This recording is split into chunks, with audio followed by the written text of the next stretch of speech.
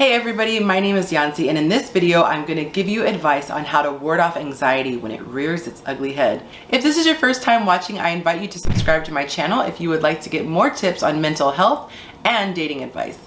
Make sure you hit the bell notifications if you would like to be notified every time a new video is dropped. You can catch new videos on Tuesdays and Thursdays of every week, and on Sunday nights I go live at 7 p.m. Pacific Standard Time. In my last video, I gave tips on how to create the perfect dating app profile. Click here if you'd like to watch it. Now, without further ado, let's get started. Step number 1, understand the power of the mind. The thing with anxiety is it's literally in your head.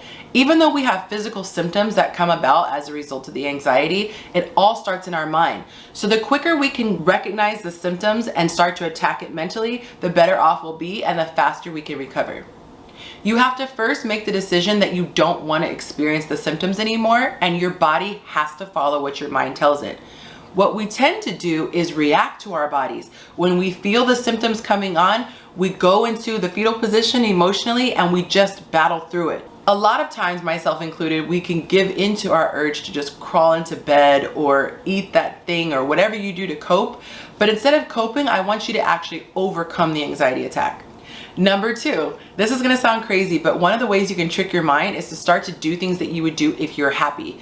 So if when you're happy you sing and you dance or you play some music or even watching a favorite TV show, do something that usually you have joy from. It will confuse the crap out of your brain. Unlike crawling up in the bed, unlike closing all the windows and blinds, your body is going to be confused and go, wait a minute, this is what we do when we're joyful. Why are we doing this during an anxiety attack? Number 3, it's super critical that you have self-talk. I talk about the little you in earlier videos, and this is important for you to say. Okay, I'm checking in with myself. How are you doing? For me, it's gonna be little Yonci. Little Yonci, what's up? Why are you freaking out, babe? What's going on? Talk to yourself and figure out why you're freaking out. If there's no apparent reason, then let yourself know that. Treat your little you like you would a child, and let yourself know everything is gonna be okay. Soothe yourself. Literally take time away from everybody else and all other stimuli and literally talk to yourself. It's going to be okay. There's actually something called the tapping method that you can do research on. I recently learned about that probably earlier this year. There are different little soothing techniques you can do, but I would recommend doing anything you can during that self-talk to let yourself know it's okay to relax and calm down. If there is something legitimate to be worried about, maybe you're going into an interview or maybe you're about to be in a stressful situation, you could still practice self-talk. You could say, everything's going to be okay. Everything that's meant to be is going to happen. I've done everything I can do to prepare for this. You know what? It's not the end of the world if this doesn't go as planned. You really have to get your mind to control your body. Number 4, one of the things that I like to do is be aware of what I'm feeling. It might be a lump in my throat, it might be a knot in my stomach, it might be heart palpitations. Whatever it is, I like to imagine that thing going away. So I like to imagine the lump floating away from my throat. I like to imagine the knot untying within my stomach. I like to imagine my heart rate calming back down.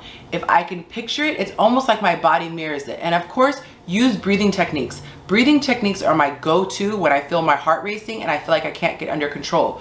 When your heart starts racing, you naturally start to panic, and when you panic, your heart races more. So you have to practice slow and steady breaths. It's something simple like this.